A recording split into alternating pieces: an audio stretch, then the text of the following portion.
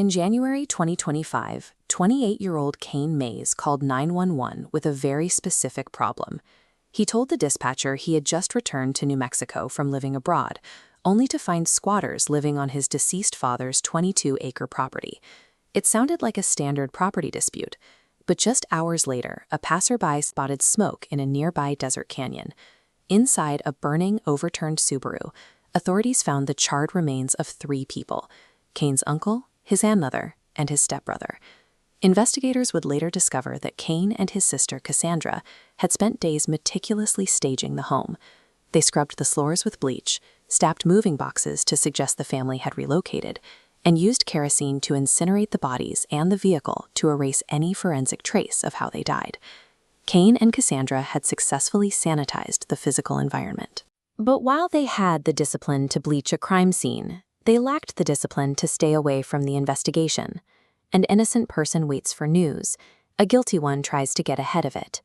Almost immediately, Kane began calling police to manage the situation. He requested a welfare check on his grandmother, only to call back and cancel it a few hours later, insisting he had stopped by the house and found everything locked up tight. He wasn't working alone. His half-sister, Cassandra, was helping him deflect suspicion by filing false reports and pointing fingers at other family members. Both shared a conviction that the local sheriff's deputies were incompetent and could be easily misled by a few well-placed lies.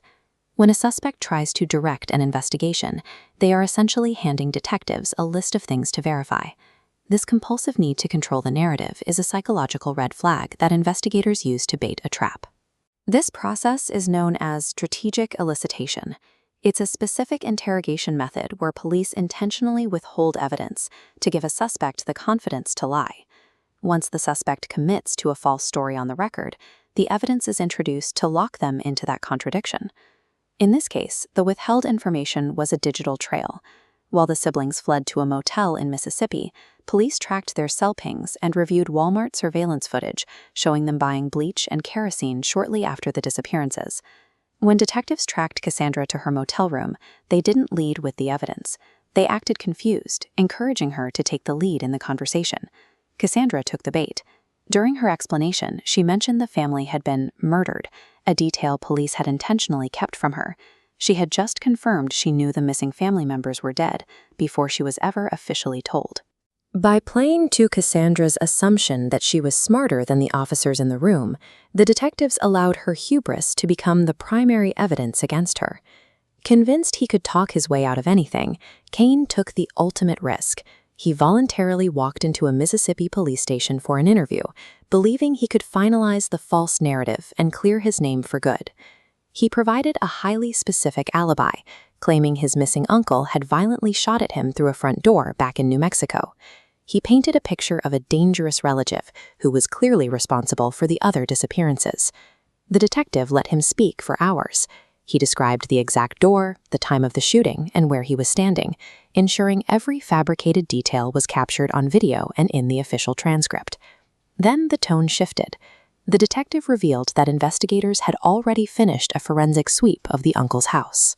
They found no bullet holes, no signs of a struggle, and security footage showed that Kane was never on the property at the time he claimed.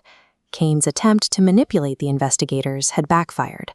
By providing a detailed, verifiable lie, he had permanently removed his own ability to claim he was anywhere else. While Kane was tied up in the interview room, the physical evidence was catching up to him. Police located the uncle's stolen green Subaru parked nearby. Inside, they found latex gloves, ammunition, and Kane's passport. With Kane in custody in Mississippi, detectives tracked Cassandra as she fled back toward New Mexico. They isolated her, presenting her with the fact that Kane's alibi had already been proven false. Faced with the reality that the cover-up was failing, Cassandra broke. She admitted to helping Kane move the bodies, scrubbing the crime scene, and participating in the disposal of the evidence. Two-person conspiracies often fail at this exact stage. When investigators apply asymmetric pressure, the impulse for self-preservation generally overrides family loyalty. Days later, Kane sat for his final interrogation in an orange jumpsuit. Even then, he remained smug, asking the detective to call Cassandra so she could verify the story he was still trying to sell. The detective responded by reciting Cassandra's full confession word for word. He detailed her description of the rope used to move the victims and the exact method they used to dump the car, making it clear that his sister had provided the state with everything they needed. Kane sat in silence. The realization that his own sister had betrayed him signaled the end of his attempt to stay in control of the situation. Kane and Cassandra's downfall was a direct result of their own intervention. They provided the investigators with the contradictions necessary to solve the case because they believed they were the only ones in the room capable of seeing the truth. For more breakdowns on the intersection of psychology and investigation, subscribe to The Explainer. Tune in next week as we look at how the truth eventually finds its way to the surface.